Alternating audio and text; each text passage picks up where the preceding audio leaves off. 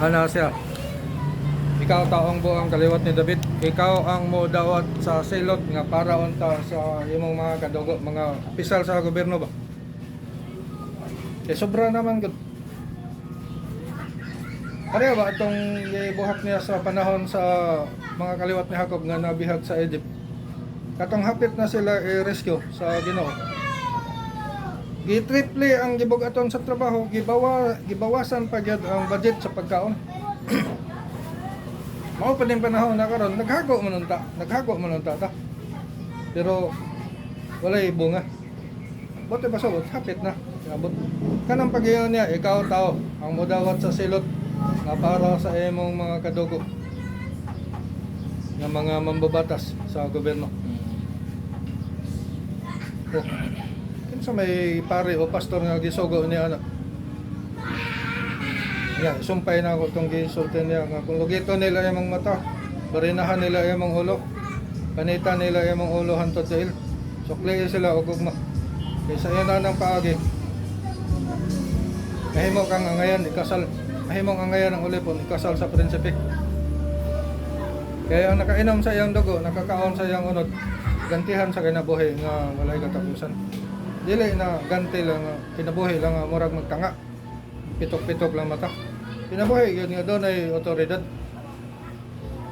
Doon ay armas. Doon ay armas. Ang armas ana niya gaw. Love.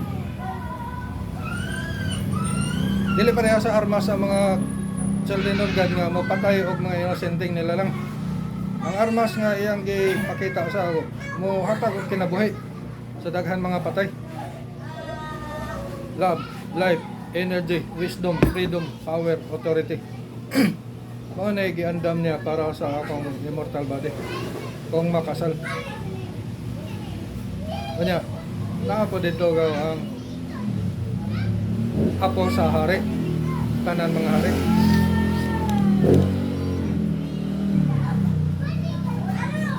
Mahalad to sila og serbisyo ug unsay pangayo sa ilang inahan. Huli po ilang buhaton. Pero usa lang ana ang mag-govern. Kaya ang isa para man sa pingarihan sa Diyos niya, ang isa Para alagad sa tawhanan garbo. Dili to. pero naara na siya gimiton. Oh, gamit gyapon sa corruptible body.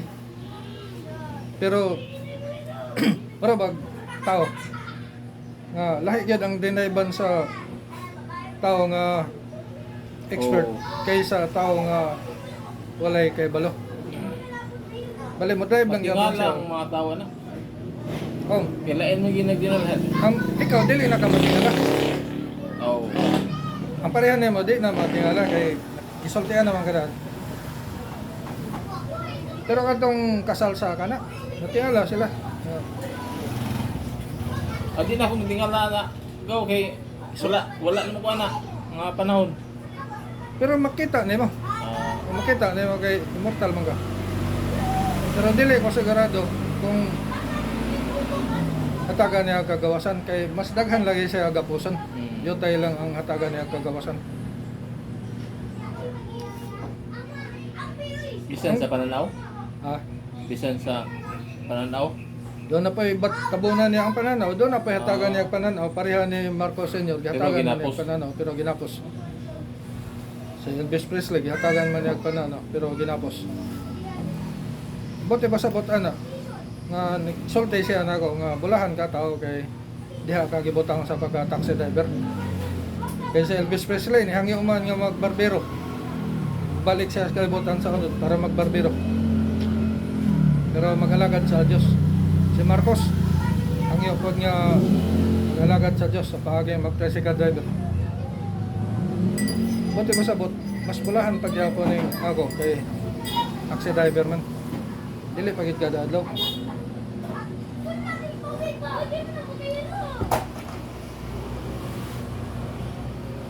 Ang gusto niya ipagawas gad sa sa iyang ulipon ang mga mensahe nga mo kidiktar sa ako magtutudlo. Kay kung dili na ako ipagawas yo, kinsa may iyang pasidonggan? Ang hangin Dili man nakaliwat ni David ang hangin, ang adlaw. Di man pud nakaliwat ni David ang adlaw. Ang gusto niya kaliwat ni David. Ang iyang pasidonggan. Ang iyang pasidonggan daw kinalan manghilam mo sa na sa kaulawan. Kaliwat ni David sa kuan ito ano. O sa linyada sa espiritu. Basta iyang pasidonggan daw kinalan mo dawat sa ana sa nagtungasay nga mga kaulawan. Murag sa Virgen Maria ba kaliwat ni David. Ang hilam mo si manpunto sa mga kaulawan gaw. Ang iya pod dulipon sa modernong panahon karon nga inyong kadugo. Manghilamos pa niya sa kaulawan. Lain gid ang kuan ano. Konsulto.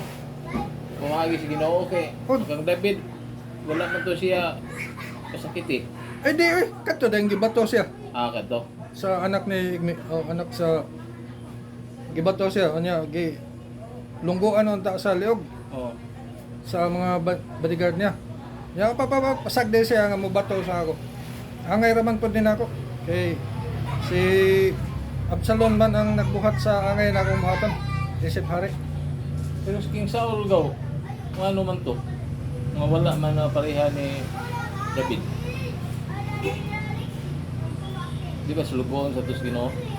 O katong nihilak siya kay gibawian gisultihan siya ni Samuel nga gibawi na sa Ginoo ang imong gahom. Naa na siya napili nga ipuli nimo. Ano man nagaboso siya? Buhaton man niya ang wala kay sugo sa gigingnan na nga ayog sakmita ang mga ari-arian sa mga Mao na ito. mga Jebusites o mga Moabites o unsa tong mga kontra ni Saul. Yan man gipang sakmit ang mga karnero o mga asno. Aso ko si Samuel. Pero ang kasoko ni Samuel ilalom sa basbas sa Ginoo. Daghan karon pod kay daghan makaugsala. Iya kong gisugo nga ako mo dawat sa silot para unta sa mga kadugo nato mga opisyal sa gobyerno. Unay-unay naman na sila ron. Oh. Pero basta ipamulong niya gaw. Padulong mo yun na. Pareha ko Grandmaster. Pag-iyon niya nga akong imate nimo pun. Siyempre tan-awon pud sa Grandmaster o kung sa igimob. Plano sa Grandmaster diri siya mo mob. Pag mob sa iyang kontra nga junior player. Queen man. O di. Mulay ang dagan sa Grandmaster. Kung ang unang mob sa kontra rock. Mulay pod. Doon na siya pang alkontra ba. Kung ang i-move sa junior player horse. O di lahi ko tong i-move niya. Bali na drawing na niya tanan ba bisan pag unsa i-move. Padulong yapon sa atagan gyapon kinabuhi ang iyang gipangsulti nga pon ang iyang imati. Karon gipamulong man niya gaw nga gamiton niya ang pinakaubos niya nga sulugon. Kini inyong kadugo.